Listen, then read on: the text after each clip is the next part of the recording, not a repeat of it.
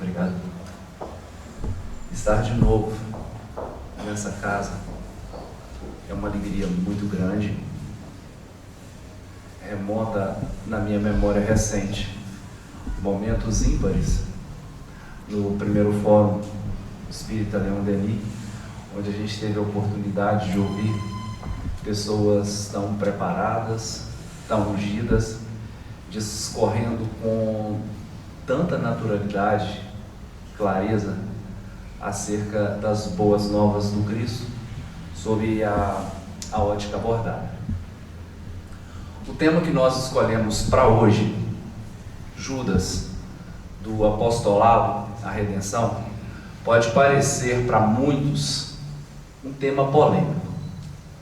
Não vejo para nós, não por sermos mais, esse nem de longe é o foco, mas já compreendemos, à luz dessa doutrina tão esclarecedora, que o manto de misericórdia de Deus, ele se estende sobre cada um de nós, em momentos diversos, em situações diversas, mas num ou noutro momento, dependendo da nossa vontade, da nossa ação, da nossa proatividade, nós seremos alcançados pelo perdão divino. E nosso personagem também foi beneficiado por essa questão.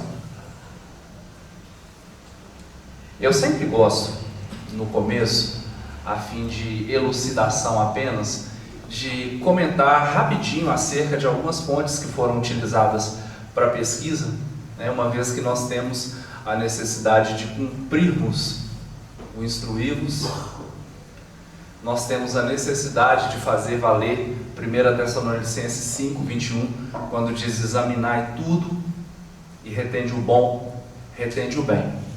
Gosto sempre de consultar alguns textos da Bíblia, a versão João Ferreira de Almeida, da Juerp.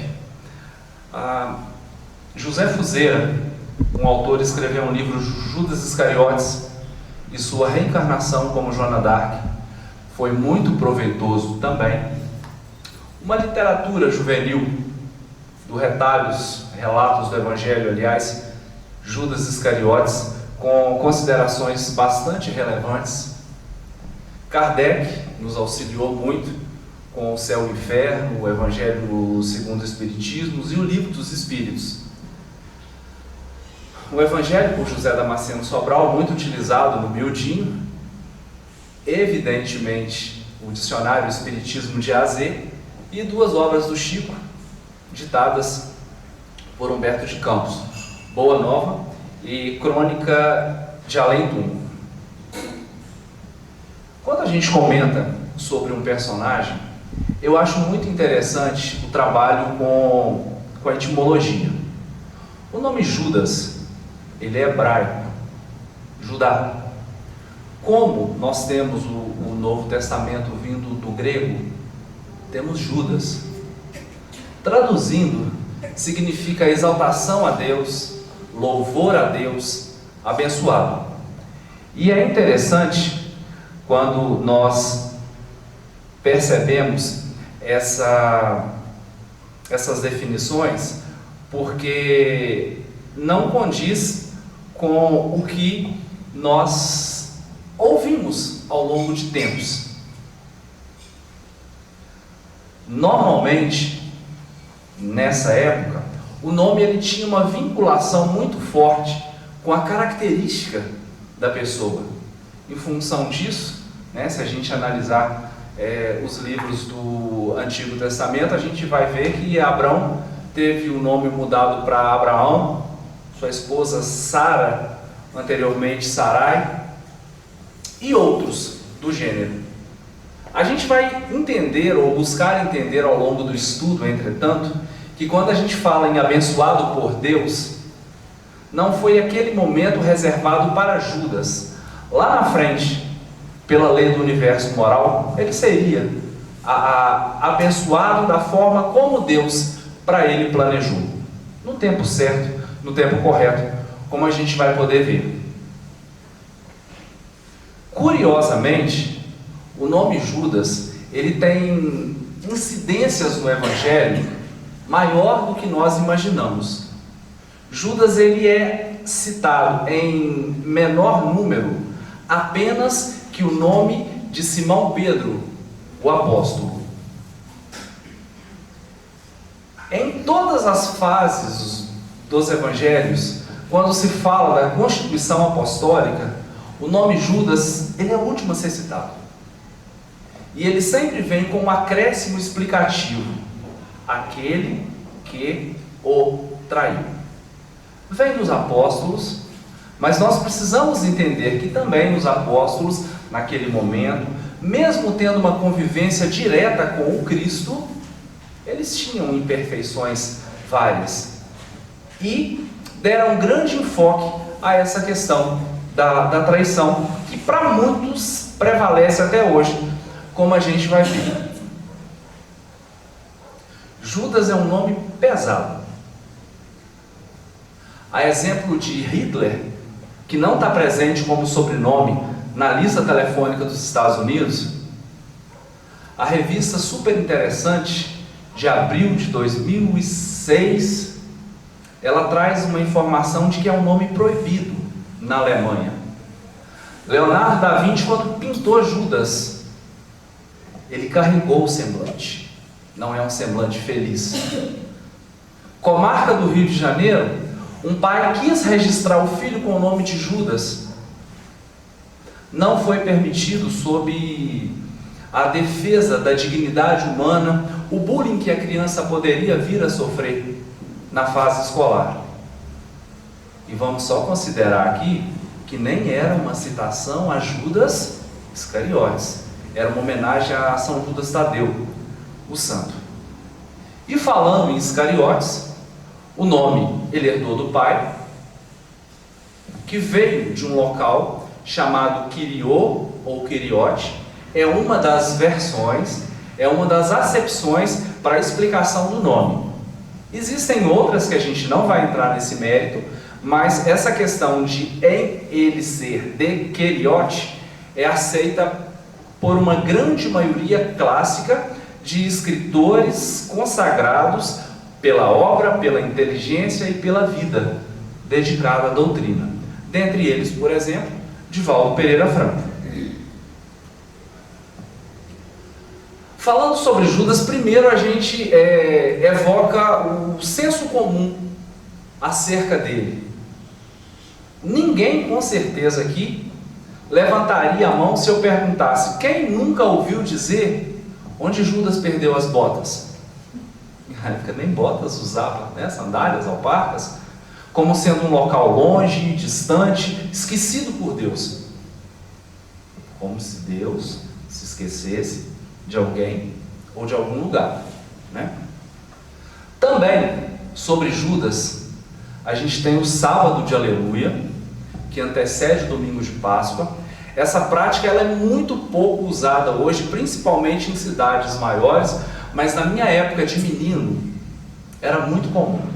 Fazia-se um boneco de pano, enchia de bombinhas, se arrastava pela rua, as crianças davam pauladas, havia muita algazarra, depois ele era pendurado em um poste, ele era enforcado, colocava-se fogo e alguma coisa nesse sentido acontecia. Uma forma de indiretamente ser trabalhado em nós a prática do não perdão. Paradigmas que a gente vem lutando em situações, outras várias, para vencer, para a gente crescer. A terceira imagem, ela nos remonta à visão que se tem de Judas de acordo com as penas eternas constantes no livro Céu e Inferno. Quando se diz, afastai-vos de mim, o lago de enxofre, dedicado a Iá. Não se pretende aqui, mais uma vez, volto a dizer, nenhum tipo de crítica a ninguém, apenas uma análise da situação para nós percebermos como Judas é percebido ainda hoje pela maioria das pessoas nos nossos dias. Para confirmar isso, e eu não dizer apenas com base no creio, no acredito, à época da construção dessa exposição, eu me propus a fazer um questionário, uma entrevista onde eu estive com várias pessoas, de idades diferentes, orientações religiosas diferentes, graus de conhecimento diferentes, e pedi num bate-volta uma palavra, sem muito pensar, definindo Judas. Judas te lembra o quê? O que eu mais ouvi, evidentemente, foi traidor, traição. Me impactou um pouco uma senhora que, inclusive, ela não se limitou a dizer traidor ou traição. Ela mudou o semblante, ela mudou seu timbre de voz, essa parte dela aqui ficou séria e ela disse traidor, como se uma nova sentença fosse impetrada em relação a ele. Evidentemente, e não apenas entre os cristãos espíritas, outras pessoas de outros credos religiosos também deram definições interessantes acerca de Judas. Aqui eu não vou diferenciar exatamente mais quem é quem, mas a gente ouviu, missão, precipitado, equivocado, humano, redenção e vários outros nomes que ao longo desse estudo de hoje a gente vai percebendo sobre essas questões e adjetivos que se ligam a Judas numa ótica mais justa, mais cristã, mais perdoadora, podemos assim dizer. Por hábito e defeito, nós julgamos as pessoas. A todo tempo, nós estamos emitindo juízos de valor sobre o nosso colega de trabalho, alguém na nossa família, sobre o meu chefe, o meu subordinado. Já lemos alguma coisa no sentido de que só poderemos emitir um parecer preciso sobre alguém quando nós chorarmos os seus choros, rirmos os seus risos, caminharmos todas as suas pegadas. Como nós somos únicos, ninguém faz isso por ninguém. Então a gente precisa controlar muito a forma como nós emitimos pareceres sobre os outros. Precisamos entender Judas. E para entendermos a sua delação, consubstanciada na segunda imagem, quando ele perpetra um beijo no rosto do Cristo, indicando para aqueles que o acompanhavam, esse é o Cristo. Eu me pergunto, mas Cristo era, pelo que ele fazia, operava e dizia, uma pessoa naquela região de conhecimento notório de todo mundo, principalmente para os seus inimigos. Teriam facilidade em dizer, entre todos, esse é o Cristo. Mas Judas identifica Cristo com um beijo, consuma uma traição.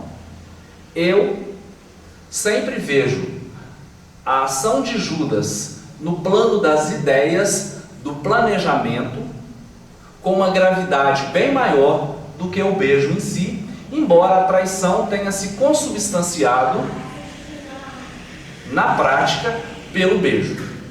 Mas como Judas via Jesus? No programa Pinga Fogo, Chico Xavier, questionado sobre isso, ele fala primeiro, com muita prudência, que ele se sente uma formiguinha perto de um processo tão grande. Mas que Judas nasceu com tendências para o mal, como nós nesse planeta. E quanto mais vazão damos a essas tendências, mais nós nos afastamos do alvo que é Cristo. Cometemos o que uns vão chamar de pecado, outros errar o alvo, outros crime espiritual e uma série de outras acepções que são sinônimas. Quando Jesus veio e disse acerca da instauração do reino dos céus aqui, Judas, que era um nacionalista nato, e a gente precisa entender que naquele momento a Judéia estava sob o jugo romano, como a grande maioria de povos e nações no mundo. Judas queria a libertação da sua terra. Nós, enquanto vinculados a Portugal, Brasil colônia, queríamos a nossa independência, a nossa liberdade. Judas também. Então, nesse sentido, ele tudo fará para conseguir essa libertação do seu povo de Roma. Nesse sentido, a gente vai perceber que todas as suas ações, elas caminham para ações de cunho e caráter material. Em outras palavras, Judas queria uma mudança externa. Ele não havia internalizado o objetivo que Cristo queria trazer para os corações de cada um de nós. O livro Paulo e Estevão faz uma citação pequenininha em relação a Judas, mas quando eu li o livro e já estava preparando essa exposição, eu anotei e diz mais ou menos assim: bastou a entrada triunfal do Mestre em Jerusalém para que Judas cedesse à traição e à morte. Judas questionava, por exemplo, as amizades de Jesus. Para ele, dentro dos seus propósitos políticos, Jesus deveria se aliar às dissidências políticas. Boa noite, irmãos, amigos. Em primeiro momento, recebam os abraços fraternos dos irmãos da Casa Joana de Ângeles de Tarumirim, que nesta mesma hora e momento se encontram reunidos lá pelo mesmo propósito. Políticas romanas, a classe econômica mais abastada da Judéia, para que financiassem um exército que fizesse frente a Roma. Ao invés disso, contrariando-o, Jesus se aliava a pobres, maltrapilhos, doentes. E ele via Jesus timidez e princípios de inação. Haroldo Dutra é que confirma isso, ratifica isso numa das suas falas acerca de Judas, relatado por Humberto de Campos. Nesse sentido, então, Judas via Jesus. Seu plano: entregar Jesus, se apropriar do poder, promover esse movimento libertário, separar a Judéia de Roma e devolver o poder a Jesus. Ele pensou humano. Ele fechou seus olhos espirituais e deixou que a carne falasse. Nessa ótica e contexto, ele delata o Mestre. Rapidinho a gente comenta sobre essa questão aqui, porque quando ele entrega Jesus, alguma coisa vai dar errado. A gente tem no livro Relatos do Evangelho duas citações muito curtas, enquanto ele esperava reações do Cristo após a entrega. Uma delas diz assim: ele não evocou o amparo divino. Uma outra: se fosse reagir, não aceitaria a humilhação. E por fim, uma fala pequena ainda dizia assim: aguardando algum sinal extraordinário dos céus. O que acabou não acontecendo, e isso vai promover em Judas um despreparo. Não era o que ele exatamente queria.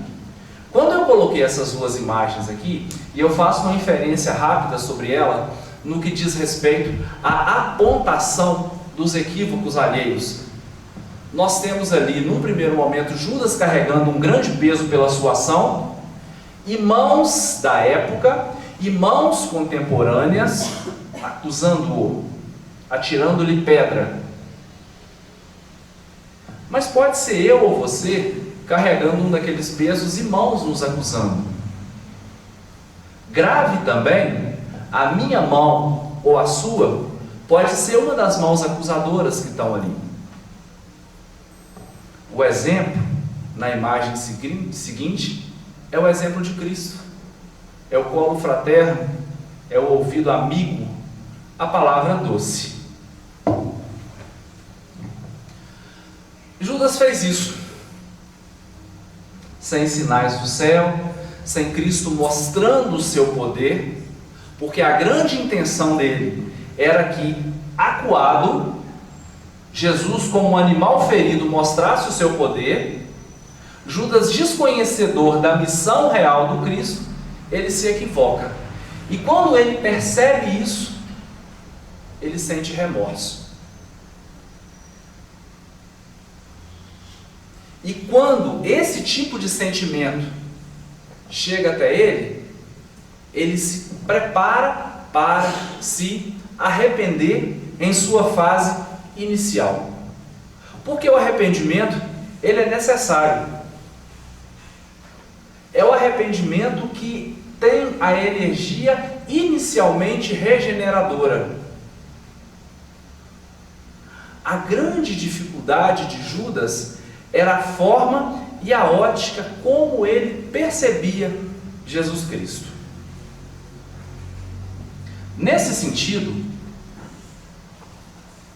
uma vez que ele nada conseguia fazer, porque ele voltou depois de receber as 30 moedas ao templo, ele conversou com os sacerdotes, era padrão da época, quando havia um arrependimento, você procurar líderes religiosos, né?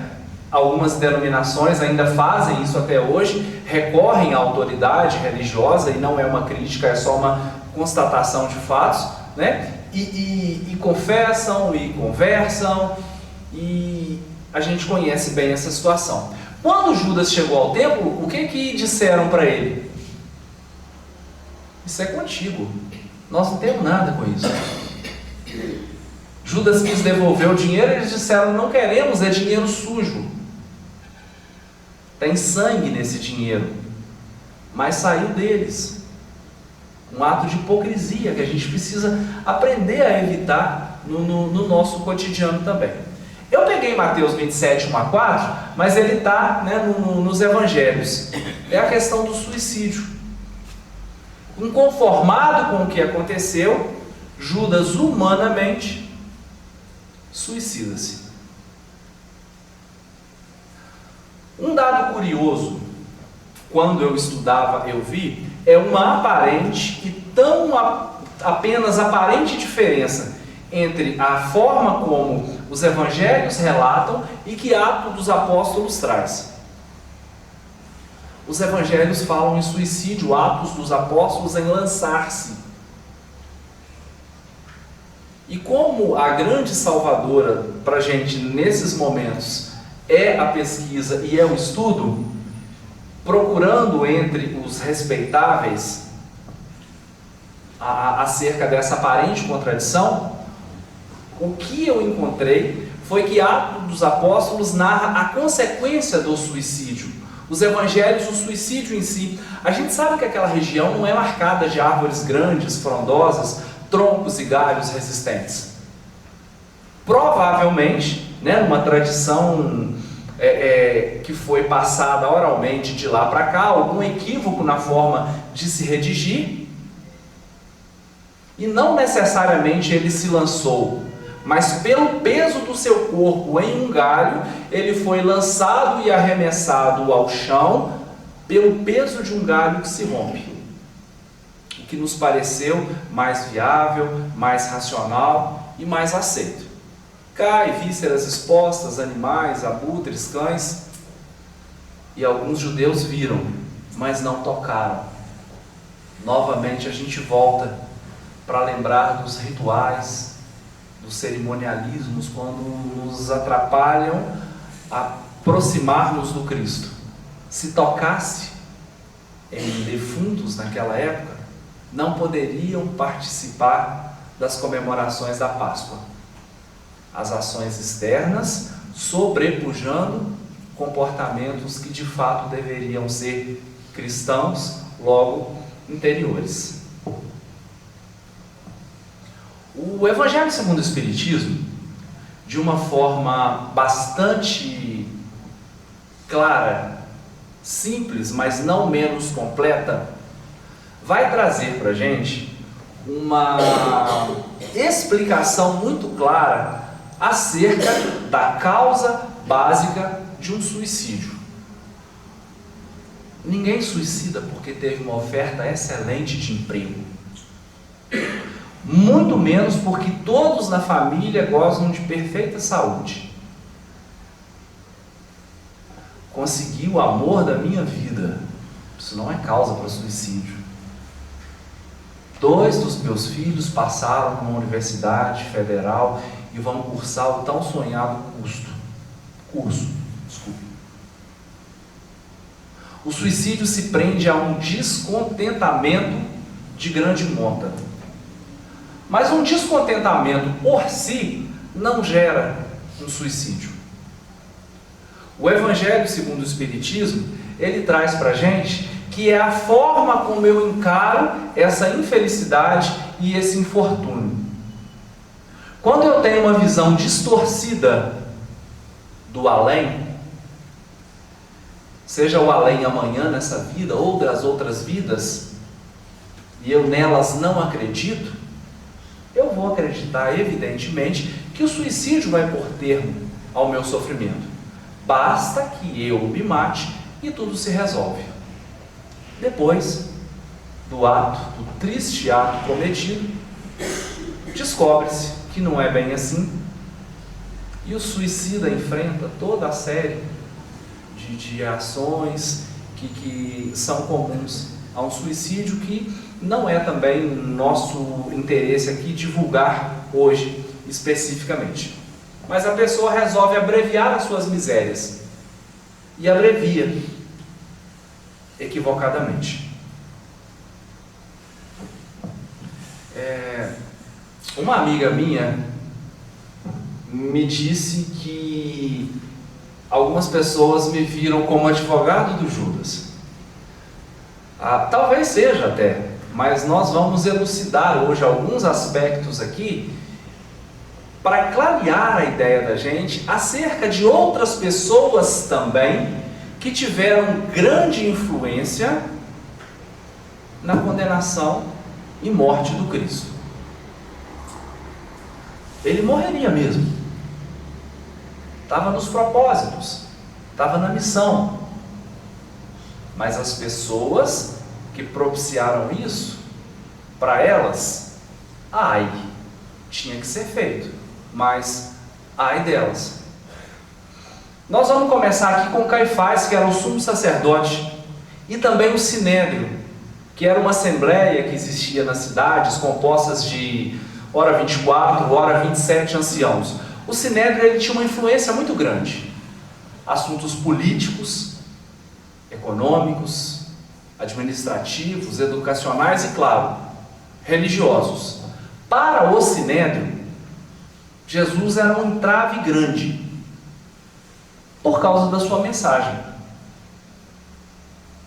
Aí alguém vai me dizer assim, mas a mensagem do Cristo, ela era pacífica. E era mesmo. Porque Jesus pregava o amor ao próximo, ele pregava a prática da caridade. Ele vai dizer para o rico de Mateus 19, vai, vende tudo quanto tens, reparte entre os pobres, volta e siga-me. A mensagem de Jesus era pacífica, mas se posta em prática, ela era revolucionária em seus efeitos. Por quê? Ela promoveria um abalo no status quo da classe dominante da época. E entre essa classe judaica dominante da época, a gente tinha a classe religiosa, dentre eles o próprio Sinédrio. A exemplo do que o Miguel de Cervantes fala, elimina a causa e o efeito cessa. Nesse sentido, para os propósitos do Sinédrio, Jesus era a causa, então ele precisava ser eliminado. Eles não quiseram fazer isso, mas poderiam. Havia um medo por parte do Sinédrio de eles matarem Jesus e criarem um mártir.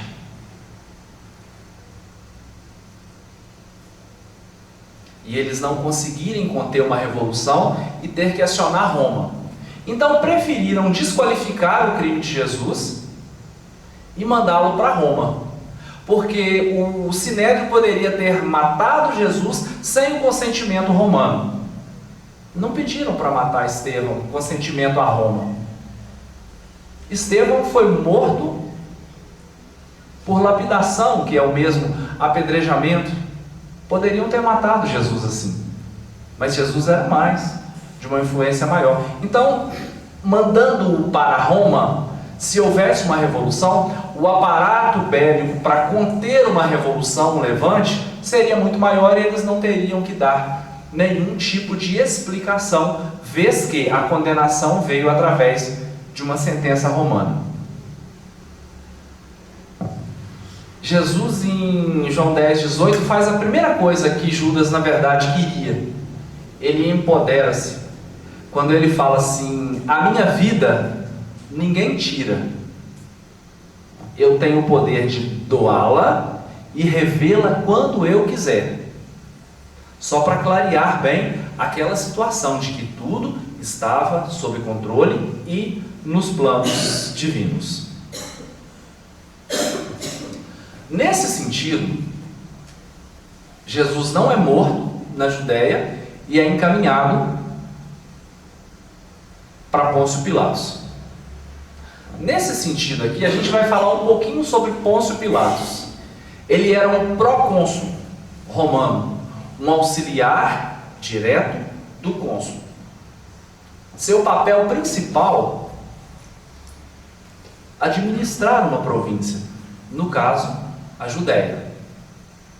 E quando Pôncio Pilatos recebe Jesus, a definição que um dos livros traz é que Jesus encontrava-se febril e cansado.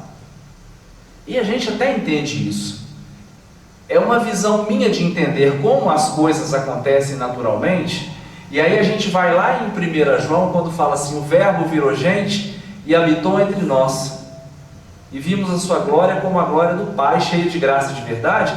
Eu preciso entender que quando Jesus ele encarna no orbe terrestre, ele vem como humano mesmo. Ele não vem brincar de ator global ou concorrer a um prêmio de Hollywood. A minha forma de ver e perceber isso é um Jesus criança que engatinhou para andar, que chorou querendo leite materno. É claro que lá na adolescência, rapidamente, ele já se apropriava dos saberes dos pais, a ponto de discutir com os mestres nas sinagogas e tudo mais. Uma questão que eu achei muito interessante quando eu estudava, e eu vou falar rapidinho um pouquinho sobre direito romano antigo. Pilatos, quando recebeu Jesus, teve o seu ego profundamente ferido, porque ele recebia Jesus de um órgão hierarquicamente inferior a ele, o Sinédrio, e ele, hierarquicamente superior, estava de pés e mãos amarradas, controlados por seus inferiores. Por quê? Pilatos não podia fazer aparentemente nada para salvar Jesus, e talvez essa nem fosse a intenção. A intenção era mudar o status que Jesus chegou vindo do Sinédrio. Alguma coisa parecida com apelação, que é um recurso que a gente tem na justiça, na nossa justiça, não era possível. Porque na fase inicial, digamos assim, lá na Judéia, todas as testemunhas falaram contra Jesus, então não era possível que houvesse apelação. Um outro órgão que poderia atuar junto a Jesus, defendendo para refazer a decisão do Sinédrio, seria o Grande Conselho, que também não podia fazer nada, porque todos os membros do Sinédrio votaram contra Jesus, e quando havia uma votação por unanimidade, não era possível nenhum tipo de apreciação daquela situação por parte do Grande Conselho. A única coisa que Pilatos tinha em mãos, de acordo com os costumes da época, era a escolha de um prisioneiro, e é nesse contexto que entra Barrabás. E a gente já conhece a história também: Jesus ou Barrabás? Relatos mediúnicos apontam para a gente que, nesse sentido, e já prevendo essa situação, o Sinédrio, o órgão hierarquicamente inferior, já havia na multidão infiltrado algumas pessoas para aliciar a multidão no sentido de não absolver Jesus. Muito pelo contrário. É por isso que em muitos livros e na própria Bíblia a gente vê Pilatos inquirindo Jesus e perguntando, mas você é culpado? Você é inocente? O que você fez? O que você é acusado? Em outras palavras. E Jesus responde para ele o seguinte: nada tenho a defender-me das acusações dos homens, pois cumpro a vontade do meu Pai. A morte será para mim a glória e a salvação de minha obra para a redenção dos homens. Foco. Ele sabia para que veio. Ele tinha claro e definido qual era a sua missão, e ele não ia falhar. E ele não falhou. Todas as pessoas envolvidas nesse processo, evidentemente, arcaram com as suas consequências. O próprio Sinédrio e Caifás, que tiveram assim uma ação tão humanamente maior do que a do Judas, se é que eu posso dizer isso, sem emitir nenhum juízo de valor e pontuar sobre maior ou menor incidência de culpa, mas assim, aos nossos olhos parece esse tipo de situação. Também o Sinédrio, também Caifás, e isso é bom, isso é maravilhoso, a gente saber que eles foram, a gente nunca sabe, depende da recalcitrância de cada um, abrangidos pelo manto da misericórdia, do perdão e do amparo divino. Destino de cada um de nós aqui, à luz dessa doutrina, que também por isso se mostra tão consoladora, tão revigorante e tão estimulante para cada um de nós.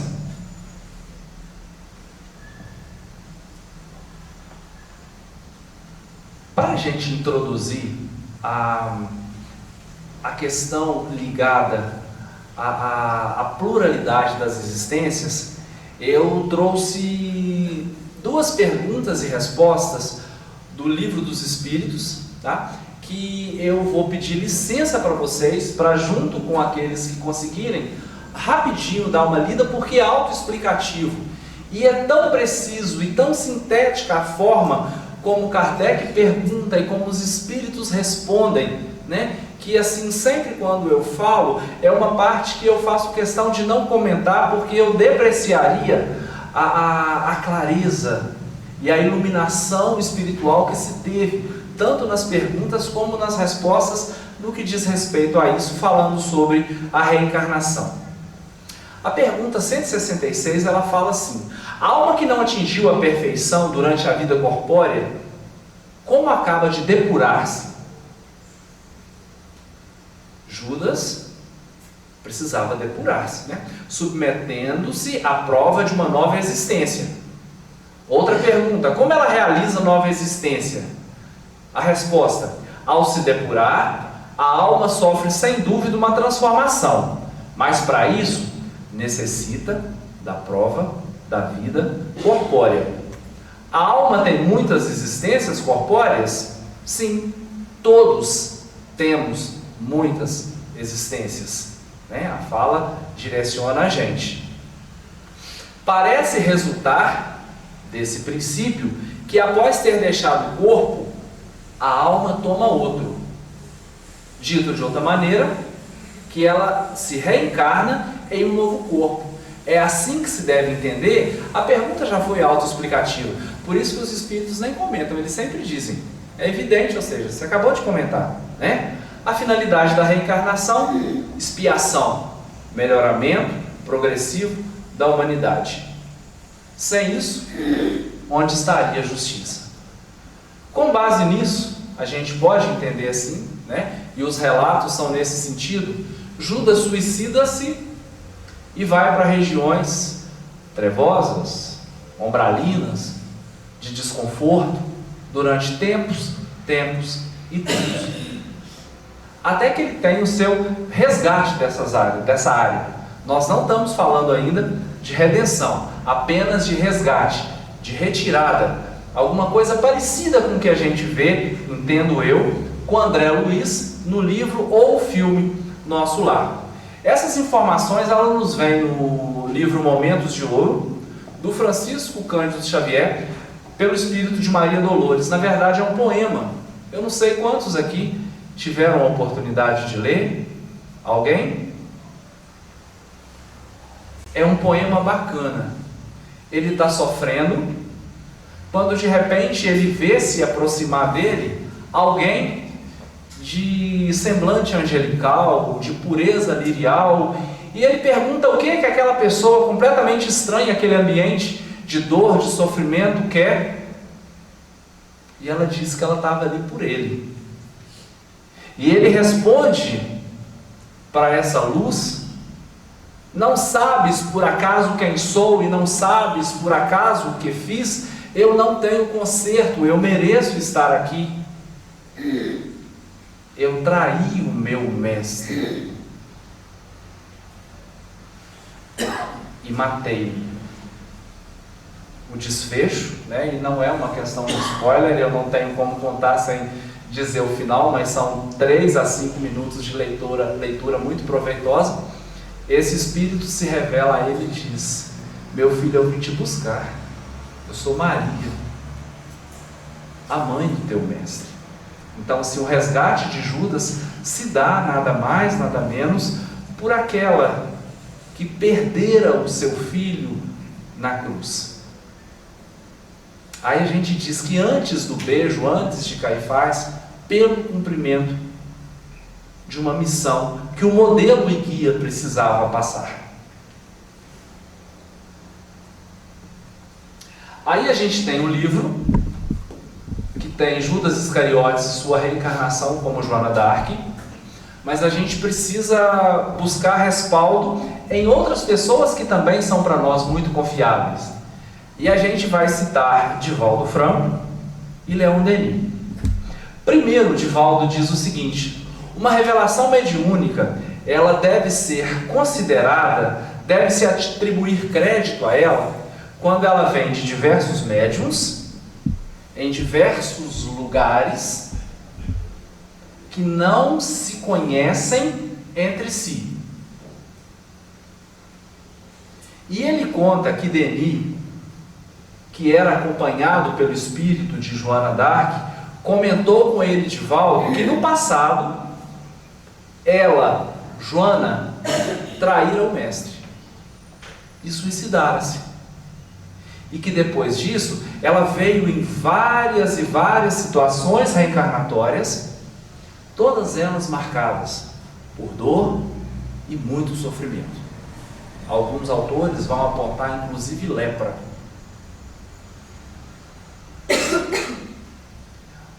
Divaldo comenta uma coisa muito interessante, como tudo que ele fala é interessante, né? Ela ouvia vozes e alguns dias antes da fogueira, que é o destino final dela enquanto matéria, né? Ela ouve as vozes e as vozes lhe dizem que em 3 dias ela seria livre.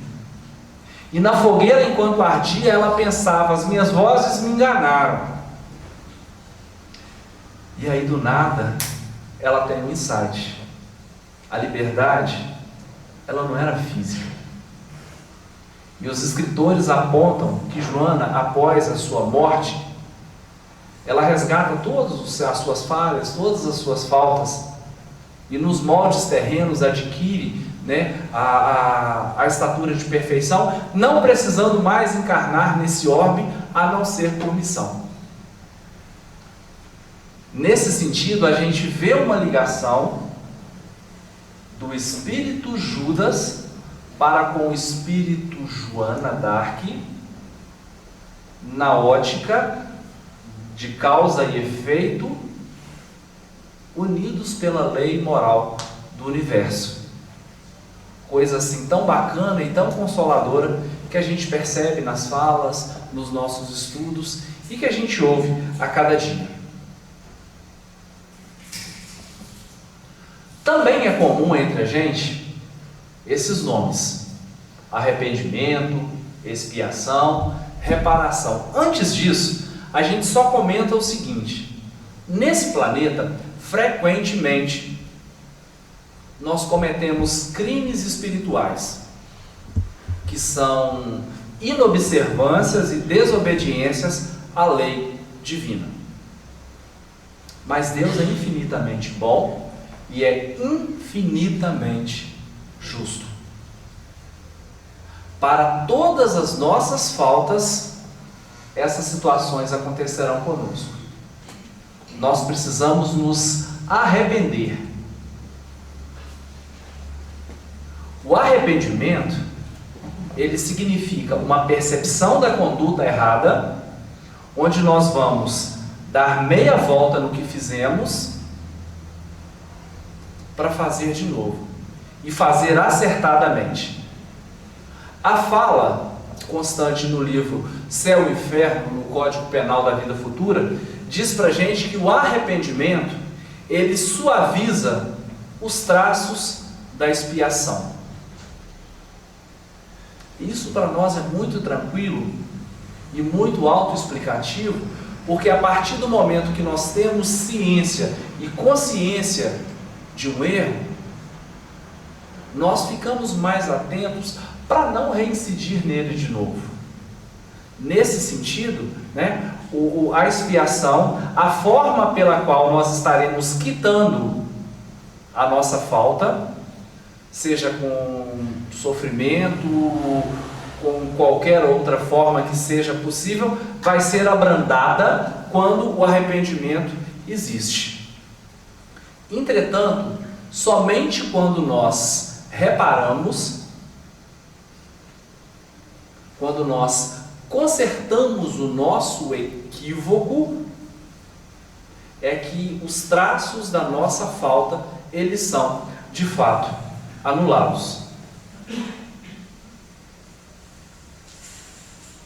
Quando a gente fala nisso, na lei do universo moral, que liga o espírito de Judas ao espírito de Joana d'Arc, a gente vai perceber, num estudo feito, onde Allan Kardec vai ditar para a médium a médium Zilda Gomes, desculpe, algumas similaridades entre Jesus e Joana d'Arc. O sofrimento de Jesus advindo também da ação de Judas, e o que na frente o espírito Judas em Joana d'Arc passaria. São similaridades para a gente ver a questão da reparação acontecendo, da expiação acontecendo. Jesus, que é um espírito muito mais evoluído, veio libertar almas. Joana d'Arc, povos. O aparecimento dela na história, contextualmente, é no momento de guerra entre a Inglaterra e a França, a Guerra dos 30 anos. E ela vem libertar o povo francês, ela vem conseguir algumas conquistas para o povo francês, e na qualidade de mulher, num exército que à época só havia homens. Segundo, traído, Jesus executa a sua missão, que é a morte de cruz. Joana da mesma forma, traída, ela vai para a fogueira. A missão de ambos se vincula a um substantivo comum. Jesus, a cruz. Joana d'Arc, uma fogueira. E são de procedência humilde. Jesus, do carpinteiro, Joana era filha de camponeses. O José Fuseira, o autor que nós nos embasamos no livro dele, trazem duas semelhanças a mais entre eles. Jesus foi julgado e condenado pelo Sinédrio e Joana d'Arc por um tribunal eclesiástico. Ambos perpetram perdão em seu final nesse planeta. Jesus, na cruz, a frase célebre conhecida, perdoa-lhes, não sabem o que fazem, e Joana em perdoar os seus algozes. Quando a gente falou em expiação, em sofrimento, para que nós quitarmos débitos, a questão 998 do livro do livro dos Espíritos, pergunta quando é que a gente expia, enquanto matéria, corpo tangível, ou enquanto espírito na forma etérea. E a resposta ela vem para a gente que Deus não brinca a todo tempo, a todo momento. É necessário urgência para caminharmos rumo à nossa lapidação moral e nos aproximarmos cada vez mais do Pai, do Filho e de toda a espiritualidade amiga mais evoluída que nos assiste. A expiação se cumpre durante a existência corporal, mediante as provas que o espírito se acha submetido. Como é que é a sua vida no dia a dia? Você passa por alguma provação? Alguma dificuldade de relacionamento, de trabalho, familiar? Por que isso está acontecendo, será? Por que eu passo por isso?